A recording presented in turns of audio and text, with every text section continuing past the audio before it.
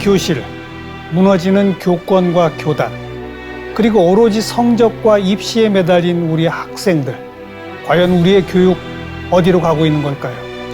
그 어느 때보다 교육의 본질 회복이 절실한 지금. 일평생 교육의 한 길을 걸어온 명사분들을 모시고 우리 교육이 나아갈 올바른 방향과 비전을 들어보도록 하겠습니다. 국가교육위원회 출범 1주년을 맞아 마련한 특별기획 100년의 큰 약속 교육의 길을 묻다. 그 첫 번째 시간, 역사 속에서 미래를 고뇌하는 역사학자이자 국가교육위원회 이배용 위원장 모십니다.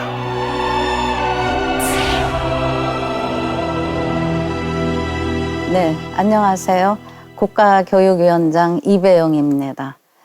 저희 국가교육위원회는 작년 9월 27일 날 출범해서 바로 이번 달이 1주년이 되는 해입니다. 교육의 100년지 대계를 내다보면서 10년 단위의 중장기 교육의 비전과 계획을 세우는 곳입니다.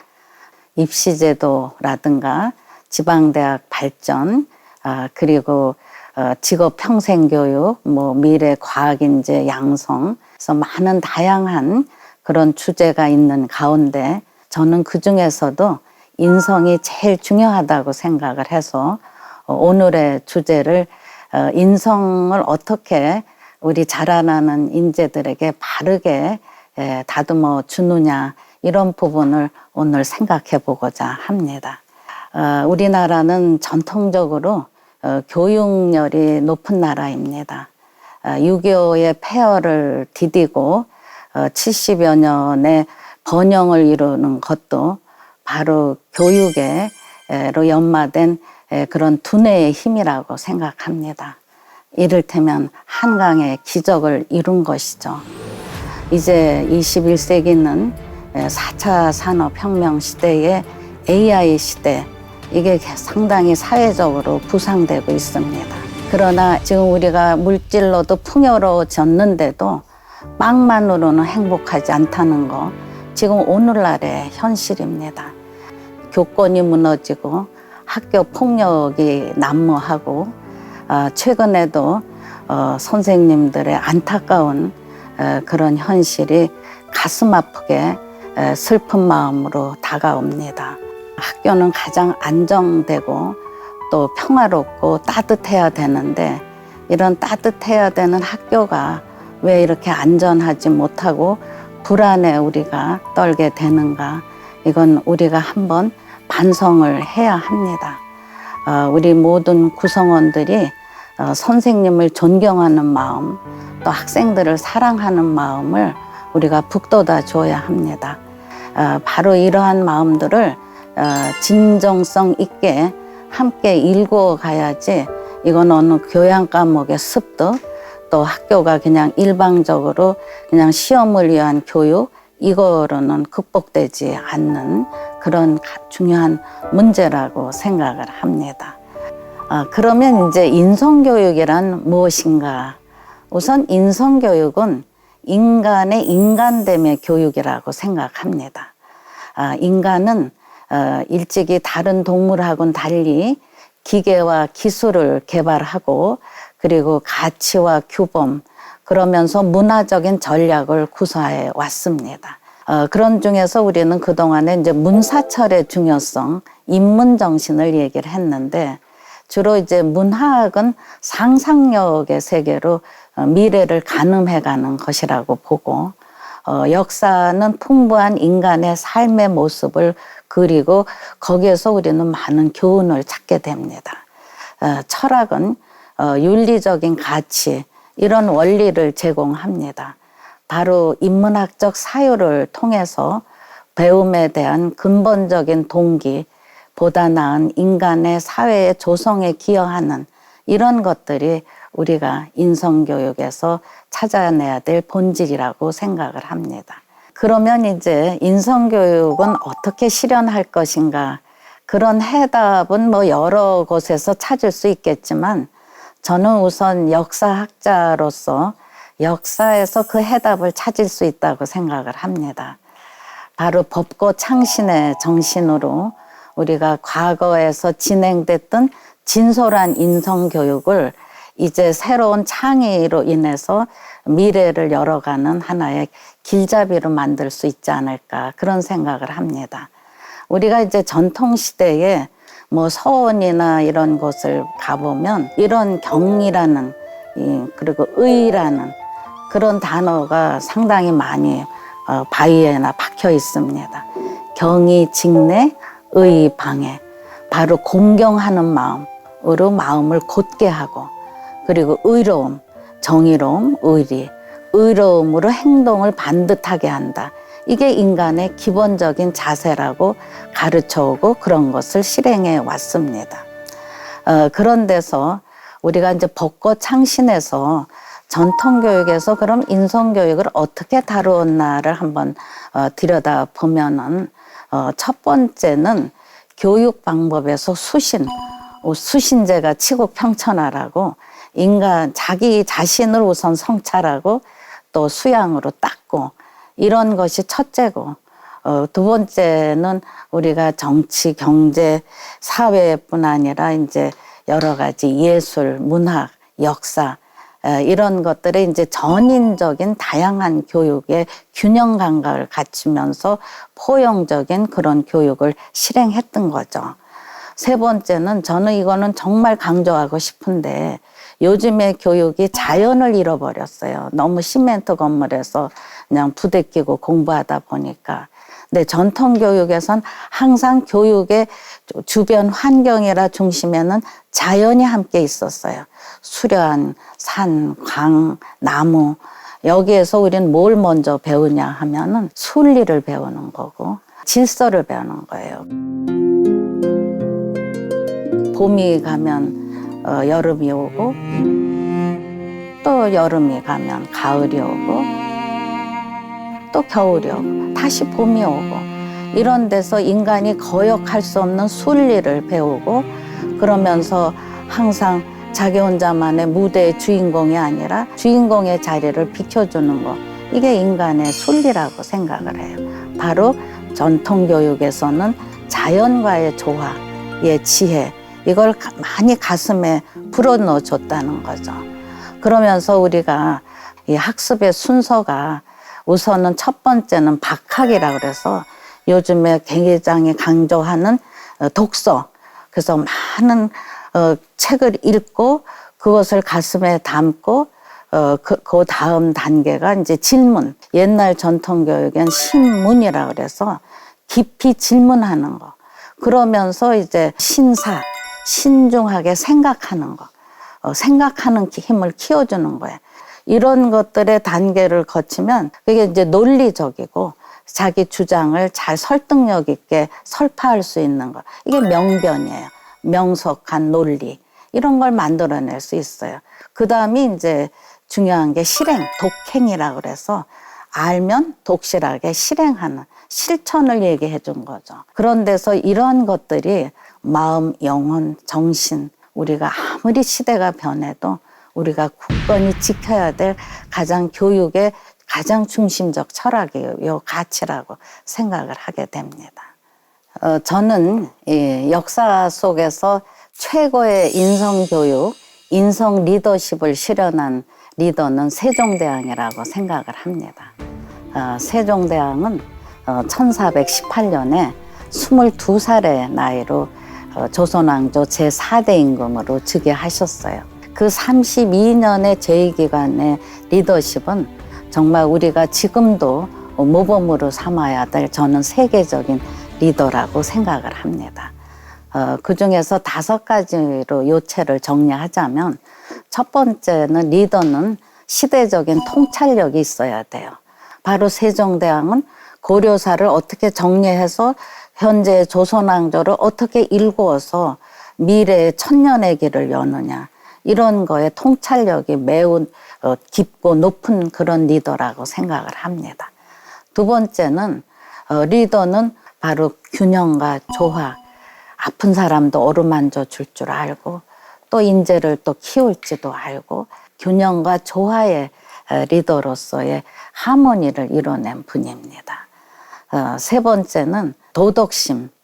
원칙은 준수하되 그러나 유연하게 풀어가면서 뭔가 책임의식을 가진 리더로서는 저는 최고의 그런 덕목을 가지고 있다고 생각을 합니다. 또 애국심과 애민의식, 32년의 제 시절을 보면 정치, 경제, 국방, 안보, 교육, 문화, 예술 안 다룬 것이 없어요. 굉장히 업적이 뛰어난데 그 훌륭한 업적보다 진정하게 인간을 사랑하는 그런 따뜻한 가슴이 있다. 이런 마음이 저는 만백성을 살리는 힘이라고 생각을 합니다. 그런 데서 저는 또 하나 여러 가지 이야기가 많이 있지만 이 삼강 행실도를 보여드리고 싶은데 세종 10년에 지방에서 아들이 아버지를 때려 죽인 사건이 발생했어요. 정말 능지처참할 그런 아주 폐륜의 흉악한 범죄인데 세종 임금이 이렇게 말씀하세요. 당연히 능지처참하는 그런 엄벌에 처하는 건 마땅하다.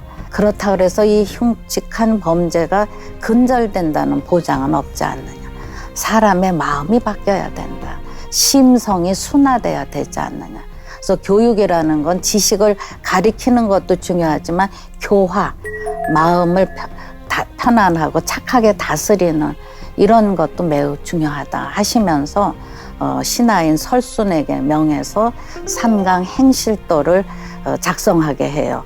삼강이라는 거는 충신, 연려, 효행 이렇게 해서 지금 보여드리는 이 삼강 행실도의 민손 단위는 35편의 효행편의 하나입니다. 이게 이제 고체라 한글이라도 해석이 필요한데요. 민손의 다사mom이 민손이랄 미호, 제 아들 난 소음도 주고 민손이랄 갈 곳으로 두어주어서 그러니까 민손이의 다삼이라는 거는 계모라는 뜻이에요. 계모가 들어와서 전실아들이라고 구박하는 거예요. 그러니까 자기가 난 아들은 소음도 줘서 뜨뜻하게 입히고 민손이는 갈대꽃으로 하니까 늘 추웠어요. 그런데 이제 아버지하고 마차를 타고 가는데 민손이가 모는데 추워서 손이 곱으니까 자꾸 말고피를 놓쳐버려. 말새끼를 놓아버린. 그러니까 아비가 이제 애미가 옷이 남노하니까 구박하는지 그때 알은 거예요. 그래가지고 이제 저 두 번째 그림이 아비가 어미를 내쫓으려 하니까 민손이 꿇어 살아되 어미 있으면 한 아들이 치우려니와 어미 없으면 새 아들이 치우려니와. 그러니까 엄마 내쫓지 말아달라는 얘기예요. 그러니까 엄마 있으면 나만 치우면 되는데 어미 나가면 자기 이복 동생이 둘인가 봐요. 둘까지 치우면 새 아들이 다 치우니까 엄마 용서하고 그냥 나 내쫓지 말아달라고 아버지에게 사로돼 아래니까 간곡하게 아래니까 아비 오린 여겨. 아비 그 마음이 갸륵해서 아니 내틴데 어미 도로여 니우쳐 어여빈 여기더라. 엄마를 반성하게 만든 거예요. 그러니까 이런 마음의 감화, 그런 데서 세종 임금께서는 강요, 효해라보다는 설득이고 감동으로 그것을 잘 실행하는 그런 분위기를 만들어 가는 거죠. 이런 데서 저는 세종대왕의 그런 마음 경영, 이것이 바로 인성교육의 실행이다 이렇게 생각을 하는 것이고, 또 거기에서 또 한 가지 실록을 읽으면서 많은 감동적인 내용이 많지만 그중에서도 정말 복받치는 감동이 있었던 게 노비 출산 휴가입니다. 1426년이 세종대왕이 30살 된 남자예요. 근데 이분에게는 워낙 마음이 따뜻하니까 여러 가지의 가여운 장면이 다 눈에 들어오는 거예요. 노비도 하늘이 낸 사람인데 어찌 애 낳자마자 그 다음날로 일을 시키느냐. 그건 너무 가혹한 일이니 애 낳은 노비, 물론 관비죠. 노비에게 100일의 휴가를 줘라. 그래야 애가 목도 가누고 산후조리도 할 수 있지 않겠냐. 그래서 1426년에 산후휴가 100일이 떨어지는데 이걸로 끝나지 않습니다. 또 4년 후에는 내가 조상릉을 참배하기 위해서 바깥을 나갔는데 밭에서 일하는 만삭이 된 여종을 봤다. 내 걱정은 만일에 산기가 임박해서 밭에서 애를 낳으면 태아나 산모의 생명이 위태롭지 않겠니. 그러니 자기 날딸은 알 테니 산전휴가 한 달을 주자. 이렇게 말씀하셔요. 정말 파격적인 얘기죠. 또 4년 후인 1434년에는 또 이런 말씀을 하세요. 아내에게는, 여종에게는 이제 휴가를 줬는데 남편은 구경만 할 것이냐. 애를 낳은 여종의 남편에게도 아내를 돕도록 하기 위해서는 한 달의 휴가를 줘라. 그래서 부부 합산 산전 산후 160일의 휴가가 내려집니다. 동서고금에 어디에서도 찾아볼 수 없는, 이거는 세종의 우러나오는 마음에서 따뜻한 복지가 내려지고 실행됩니다. 이 세종대왕의 마음은 인간에 대한 지극한 사랑뿐 아니라 또 하나는 우리 것에 대한 진정한 사랑, 그런 긍지가 있으십니다. 거기에 가장 하이라이트가 한글이잖아요. 세종께서는 말이 다른데 어떻게 중국글을 써서 우리가 아무리 방을 붙이고 혜택을 주려고 해도 글을 몰라서 혜택을 받지 못하는 이 불쌍한 백성들, 특히 한글을 창제하는 걸 많은 신하들이 반대할 때도 이렇게 말씀하세요. 옥에 갇힌 죄수가 자기의 판결문이 자기한테 유리한지 불리한지 모르고 글을 모르니까 그렇게 억울하게 넘어가는 그 억울함을 해결하기 위해서 나는 그들에게 문자의 힘을 쥐어주는 거다. 그런데 세종의 한글 창제의 기본 정신은 약자에 대한 배려예요. 그리고 소통과 화합의 문자입니다. 저는 그러면서 백성 사랑의 문자로 정말 한글이 있었기에 우리가 그야말로 세계적인 1등 국가로 부상할 수 있는 큰 힘을 줬잖아요. IT 시대도 한글 덕분이라고 저는 생각을 해요. 이 한글은 임금으로부터 노비까지 쓰는 정말 기회균등의 문자인 거예요. 그래서 지금 제가 자료로 보여드리고 싶은 거는 효종 임금이 공주 딸인 숙명공주에게 보내는 편지인데, 숙명공주가 아들이 죽었어. 그래가지고 노심초사해서 밥을 안 먹어. 그러니까 이 부정의 편지가, 그 아이가 그렇게 된 것은 우리 어른들이 복이 없어서 그런 거니 어찌하겠니. 그래도 밥 잘 먹고 기운 차려라 하는 부정의 편지, 이걸로 한글이니까 그렇게 간곡한 마음이 전달이 되지 한문으로 하면 감동이 안 들어가는 거 아니겠어요? 그런 임금의 편지. 또 학봉 김성일 선생은 임진왜란 때 1592년에 진주의 전장터에 주둔하고 있었어요. 그런데 이제 거기에 있는데 세모가 다가왔어. 12월이죠. 그래서 저기 글에 보면 장모님 잘 모시고 과세 잘 지내라. 그러나 그리워하지 마라. 언제 만날지 기약이 없다. 그런 남편의 편지를 받아든 아내는 얼마나 마음이 처절했겠어요. 그런데 2달 후에 전사해요. 그래서 저 편지 봉투는 아내의 눈물의 봉투예요. 그래서 이 사대부들도 그런 아내에게 보내는 편지는 한글로 다 작성을 했고, 또 저 편지는 청주에서 비행장 공사를 할 때 무덤을 이장해야 되는데 그 무덤이 좀 흙이 특이해가지고 관이 안 썩은 거예요. 그래가지고 신천 강씨의 친정 어머니가 순천 김씨 시집간 딸에게 보낸 편지가 그 관에서 128통이 나왔어요. 그러니까 이제 이 순천 김씨의 관에서 나온 거예요. 저게 한글 반포된 지 1세기 100년도 안 된 시기에 지방에 저렇게 아녀자들까지도 한글을 가지고 내 마음의 답답함, 애로 이걸 다 호소할 수 있었다는 거죠.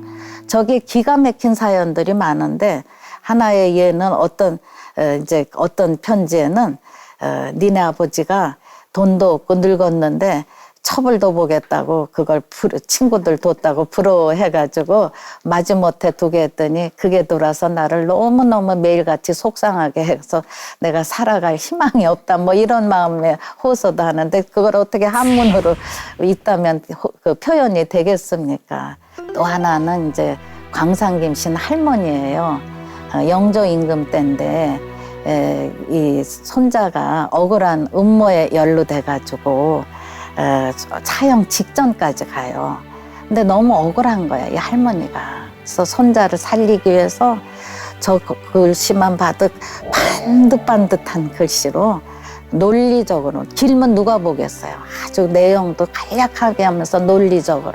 그래서 저희는 우리가 박사학위를 하면 뭐래, 저렇게 반듯반듯하게 못 씁니다.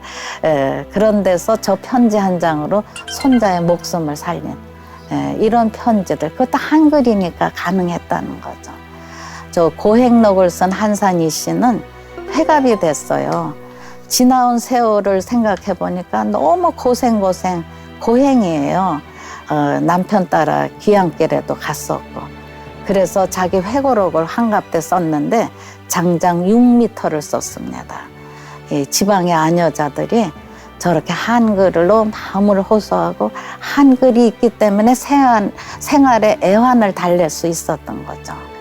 또 노비들도 뭐 막둥이 아버지가 돌아가서 상조계 이 장부 정리도 한글이 있기 때문에 가능했던 거죠. 한문이 있었을 시절에는 어림도 없는 거죠. 그래서 저는 이 세종대왕의 바로 한글이야말로 사회 통합의 문자다. 이제 물을 마실 때 우물을 판 사람의 공로를 잊으면 안 된다는 격언이 있습니다. 바로 세종대왕의 한글 창제 덕분에 우리나라가 세계적인 1등 국가로 부상할 수 있는 큰 힘을 주어진 것이고, 우리가 문명의 나라, 민족 문화가 천년 만년을 열어가는 그 길을 열어주신 분이에요. 그런 데서 우리가 스승의 날을 세종대왕 탄신일로 정하게 된 것도 우리 민족에게 광명을 찾아주고 민족 문화에 큰 길을 열어준 고마우신 큰 스승 세종대왕을 기르기 위해서 스승의 날을 세종대왕 탄신일로 정하게 된 것입니다. 그런 데서 우리가 유네스코의 세계 문해상에 세종대왕 상이 있습니다. 문맹태치상이. 바로 9월 8일이 문맹태치상을 주는 문해의 날이에요. 바로 세계적으로 위상을 높이는 이 한글을 하나하나씩 들여다보면 저는 감격의 연속이라고 생각을 해요.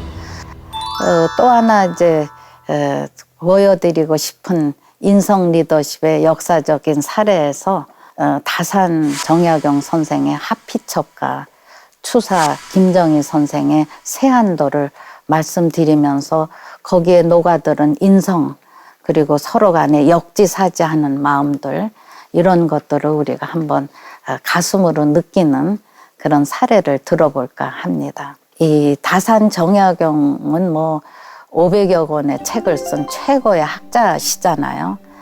이 하피첩이라는 거는 이제 다산 정약용 선생이 정조임금 돌아가시고 1801년에 천주교 신자에 연루돼서 강진으로 유배가잖아요. 1810년에 아내가 다산 선생한테 결혼할 때 입고 온 다홍 치마를 보내요. 이거를 30cm 가까이 마름질을 해서 한지를 붙여서 거기에다가 이제 아들 둘에게 보내는 편지를 쓰고, 서한이죠. 그리고 딸에게는 이제 매화나무에 새 2마리가 한 방향을 보는 매화 병제도를 그려준 거죠. 근데 이게 오랜 세월에 바랬어. 그래서 하피첩이라는 건 노을 하자, 저녁 노을 같이 바랜 거죠. 붉은 다홍 치마가. 그리고 피는 이제 피륙하는 이 옷감. 그래서 여기에다가 이제 나는 너희들에게 여기에다 글씨 서체도 다 달라요. 행서, 예서, 전서 뭐 다 달라요. 왜냐하면 직접은 못 가리키니까 거기에서나마 이 서책을 보고 공부해라는 거죠. 그러면서 절대로 절망하지 말고 끝이 아니다. 글씨체가 다양하면서도 유려하고요. 내용은 정말 귀감이 되는 교육적인, 저기에 보면 천리는 순환하는 것이니 한 번 넘어졌다고 일어나지 않을 것이 없다. 오로지 꾸준히 독서하면서 내일을 기약해야 한다. 그래도 언젠간 또 다시 기운이 있을 것이다. 그러니까 독서해라. 그래서 계속 열심히 공부해라. 그럼 때가 온다. 그래서 이 아들들도 따라서 잘 성장을 했어요. 그러면서 저는 이 다산 선생과 추사 선생을 보면 이 다산 선생은 사회 현실을 발견한 분이에요. 또 추사 선생은 자아를 발견하신 분입니다. 자아, 스스로의 자기에 대한 성찰이 또 불후의 명작으로 피어난 게 세한도라는 거죠. 이분은 아주 번상한 가문 집안의 자손이에요. 이분도 천재예요. 24살에 과거에 합격한 아주 천재입니다. 그런데 이분이 잘 나가는 학자로다 하다가 어떻게 억울하게 또 연루돼가지고 1840년에 제주도로 유배를 가게 됩니다. 제주도의 서귀포의 대정리로 유배를 가죠. 정말 고생 모르고 자란 정말 명문가의 또 학자가 엄청 고생하면서 유배지까지 도착하잖아요. 근데 아내가 1842년에 또 세상을 떠나세요. 그러니까 그 처절한 외로움, 고달픔 이럴 때에 또 사랑하는 제자인 이상적이 이 선생님에게 고 이듬해인 1843년에 청나라에서 북경에 새로 나온 금속학의 신간서적을 구입해서 여러 책을 보내드려요. 너무나 감격해서 그린 그림이 세한도예요. 저기에 보면 우선이거든요. 우선 복에나 시상이라고 써있고 밑에는 장우 상망이라고 그래서 우리 오래오래 잊지 말자. 날이 차가워진 다음에야 공자 말씀에 소나무, 잣나무가 늘 푸르르다는 건 그때야 눈에 들어온다는 거죠. 그러니까 이 여름날에 나뭇잎이 다 푸르를 때는 소나무, 잣나무가 한결같이 푸르르하는 건 눈에 안 띄죠. 그러나 가을이 되고 이제 나뭇잎이 떨어질 때 다른 나뭇잎이 앙상해질 때도 계속 이파리를 한결같이 유지하는 그런 소나무, 잣나무의 한결같은 모습은 그때야 눈에 들어온다는 거예요. 그러니까 자네는 전이라고, 내가 유배 오기 전이라고 더함도 없고 유배온 후라고 덜함도 없다. 그 한결같은 소나무, 잣나무의 마음이다 하는 그 마음으로 저런 세한도라는 불후의 명작을 그려준 거예요. 저 그림은 제조로 손으로 그린 게 아니고 저는 가슴으로 그린 그림이라고 생각을 해요. 그래서 이 이상적이 스승에게 제자가 할 도리를 한 것뿐인데 선생님이 이렇게 감격으로 그려주시니까 그 귀한 마음을 혼자만 알고 싶는 것이 너무 아까워서 북경에 들고 가서 16명의 중국의 유학자들에게 내보여요. 그랬더니 이분들도 더 마음을 공명이죠. 그러면서 뭐 시로도 쓰고 찬으로도 쓰는데 그 내용의 기본적인 메시지는 스승과 제자의 사랑의 공명, 감사와 사랑의 공명의 메아리, 이것이 가장 우리가 살아가야 될 참된 이치가 아닌가, 그런 뜻들이 스며들어 있는 것입니다. 요즘에 스승과 제자의 사랑 그리고 존경, 이것이 매우 필요할 때 저는 이 세한도의 정신이 또 한편에 많은 울림을 주지 않을까, 그런 생각을 하게 됩니다. 우리나라는 유구한 역사 속에 찬란한 문화유산이 많아요. 전국 곳곳에 새겨져 있습니다. 근데 아쉽게도 교육 현장에서 많이 가르치질 않으니까 우리 국민들이 그렇게 잘 몰라요. 근데 이러한 보석을 알아야 갈고 닦아서 우리가 세계에 알릴 수 있는데, 그래서 저는 역사학자로서 전국을 다니면서 우리 살려야 될, 또 세계에 자랑하고 알려야 될 문화유산을 많이 발굴해서 있는 거를 우리가 더 알아서 다듬어서 세계 유네스코 유산으로 만드는 작업을 지금까지 끊임없이 하고 있습니다. 제가 특히 국가브랜드위원장 때, 그 2011년부터 시작을 해가지고 한국의 산사 7곳이 세계유산으로 만들게 됐고요. 그 다음에 한국의 서원 9곳이 2019년에 아제르바이잔 바쿠에서 세계유산 43체 총회에서 우리가 등재가 됐습니다.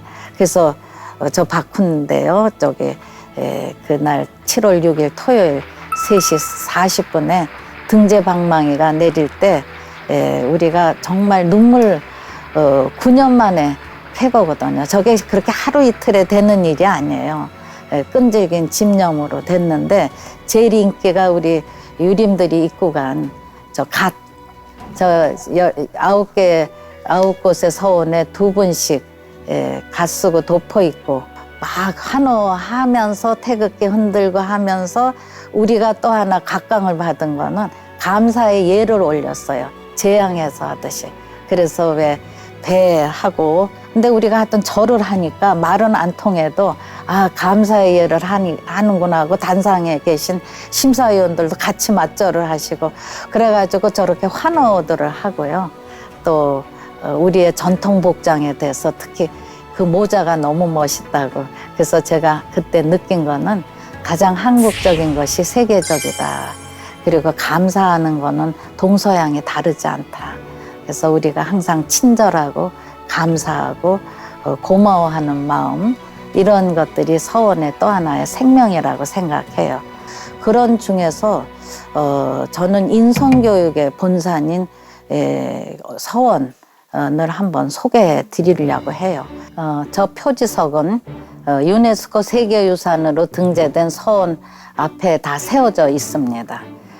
저 표지석에서 표현하는 거는 위는 이제 유네스코 파르테논 신전이에요. 그리고 옆은 이제 유네스코 자연문화유산 이렇게 해서 동그란 건 자연유산, 문화유산 해서 이게 유형유산의 로고입니다. 그리고 이제 저희가 소수서원 한글도 쓰고 한문도 쓰고 뭐 영문도 쓰고 하고 지도까지 했어요. 미치에 대해서. 독도까지 넣었어요. 예, 울릉도 하고. 그래서 이제 이렇게 지역으로 이제 가보시라고 보면 이제 영주의 소수서원에서 나무가 나와요. 소나무가 학자수라고 그래요. 그러니까 공부하는 강학당으로 가지가 뻗쳐가지고요. 몇백 년을 꺾여요. 그래서 받침대까지 했어. 그러니까 공부하고 싶은 나무다 해서 학자수라고 합니다. 그래서 소수서원은 최초의 백운동 서원이고 다 사립 명문 고등교육기관인데 국가가 인정해줘서 임금이 현판을 내리시고 장학금을 주시잖아요. 토지, 노비를. 그래서 사립대학에 저는 효시라고 얘기를 해요. 영주의 소수서원, 도산서원, 뭐 저기는 말할 것도 없이 퇴계 선생님은 교육 철학에 나는 착한 사람 만들기 위해서 교육하는 거다. 착해야 된다, 사람. 그런 마음이 저는 인성교육의 가장 기본적인 근원이라고 생각을 하는 거죠. 그래서 퇴계 선생이 뭐 평생의 교육자시잖아요. 그분은 누가 벼슬 자랑하면 나는 의를, 돈 자랑하면 인을 내세우고 인, 베풀고 자비로. 누가 벼슬 자랑하면 의롭고 정의롭고 이런 마음으로 계속 인성을 도모하신 분입니다.